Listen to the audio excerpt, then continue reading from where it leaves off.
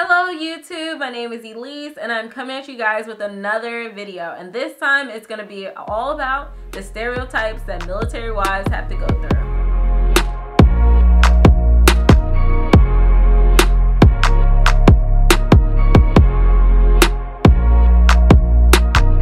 So a lot of times as a military wives, there's a lot of assumptions that put on us. There are a few distinct ones that I hear about all the time.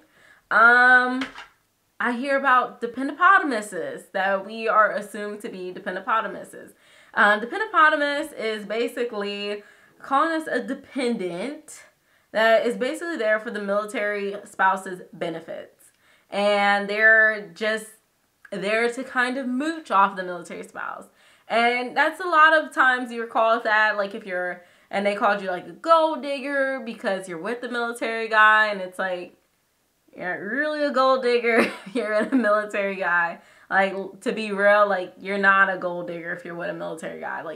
If you're gold digging like that, you need to aim higher. You can dig way harder. But anyway, a lot of people get called the Pentopotamuses. It's also, I think, a stereotype. I think the word kind of comes from dependent, and potamus part come from those spouse being overweight or whatever. It's just a terrible term to use to describe somebody. Nobody wants to be described as a Pentopotamus.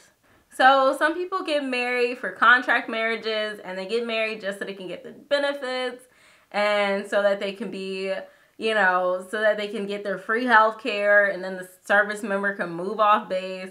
There are marriages like that, but the problem is, don't assume it, right?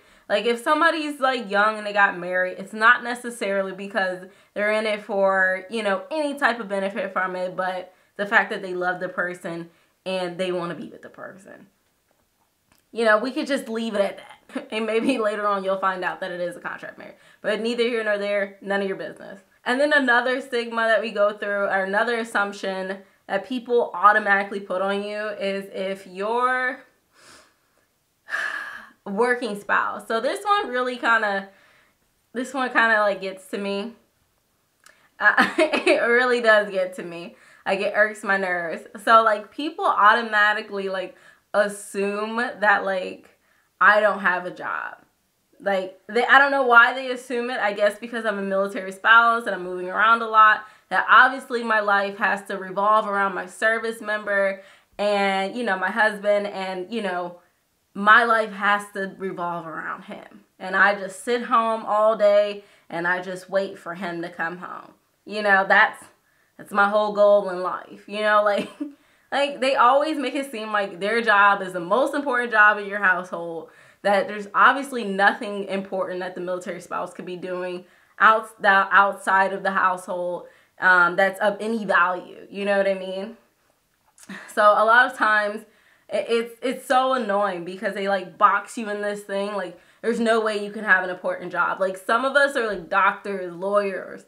Some of us own businesses, you know what I mean? Some of us actually have jobs where we're progressing in our careers and stuff. Some of us actually have that. And just to assume that we don't have jobs is, or that if we have a job, it has to be some minuscule job, and that your husband's job is the sole thing in your household. No, my experience with it, it's my husband, he'll tell people at his job, oh, my wife works here, and then people automatically think oh, she gotta be a GS5, GS7. I don't know because I look young, maybe people just assume that about me, or assume that about him, that he would have a wife that, is kind of at an entry-level job, but we're not all entry-level. And some of us have moved past being entry-level. But it's just an assumption. I'm going to tell you guys a little story about this. So one day, me and Boo Bear was going to go on a walk, and the neighbor comes out of his garage, and he was like, I never see you. Don't know why. I'm always home. And he goes, are you employed? And I'm like, yeah. Mind you, we've already had this conversation about me being employed. But yet, he seems to have forgotten that we had that conversation. The fact that we've already had that conversation, and you're asking me, am I employed because you don't see me leaving the house? I could just be teleworking. You know what I mean? Like, I could be working from home. Like, a lot of other people are working from home because it's COVID times. You know what I mean? So, I don't know. It's just very annoying when people just assume that I don't have a job because, you know, whatever. You know what I mean? I guess I look young and they think I just don't have a job. I guess I'm a dependopotamus. Maybe that's what it is. I don't know. There are some wives that do wear their service members' ranks. I've heard about it. I've never met them, but there are some wives that do that. But not all of us do that. You know, some of us have our own things. Like, for me, you're not going to know my service member rank unless you ask me. And that's the only way you'll know. Or maybe you knew him before me. Pretty much it.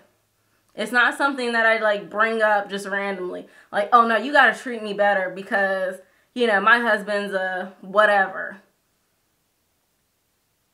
Like, why should I care what your husband is to make you be treated better? You know what I mean? Like, no, like your husband's the commander of the base. No, you still have to be a respectful, decent human being if you want people to treat you nicely. Like, that's just what you have to do. Like, though your husband's rank doesn't give you anything. You're your own individual person, and you should walk around base thinking that. So, I haven't met any of these people who wear their husband's rank, but if you do, please stop doing it. It's very annoying. And then the last one I want to get into was stay-at-home moms.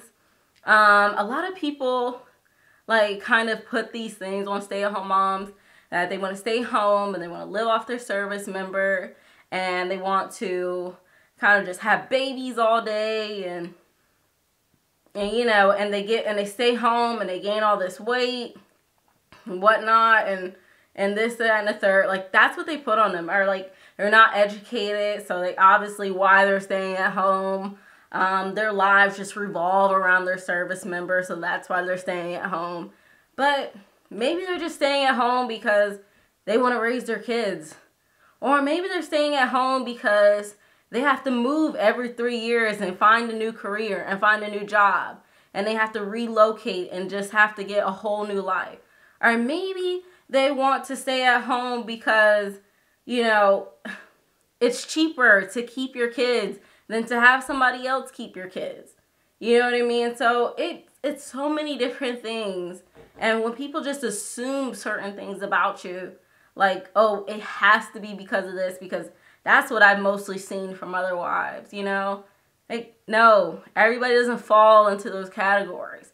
Some stay-at-home wives want to be stay-at-home wives that they want to take care of their kids, and that's fine. You know, that's fine. Like, there's nothing wrong with that. And some stay-at-home wives, it's because they move a lot. Or it's because of whatever, you know what I mean? It's so many different things of why it could be that way. And for people just to assume that this is why you're doing it, very annoying.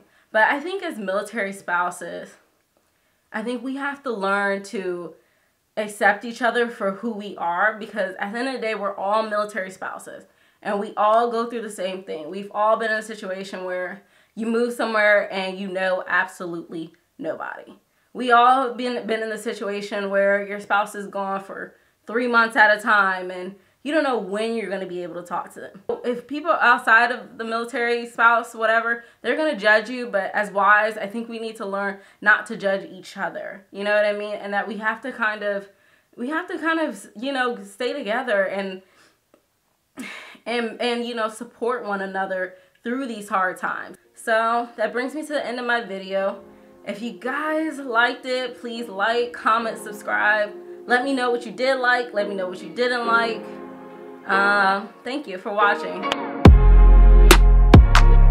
And I just wanted to go with him wherever he was going, and that's why we got married at that time.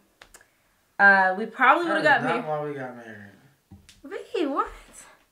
You said that's why we got married. At that time, yeah, we probably would have waited a lot longer if you, like, weren't getting in the military. We probably would have just, you know, wrote it out like a normal civilian couple does. Dookie. Whatever.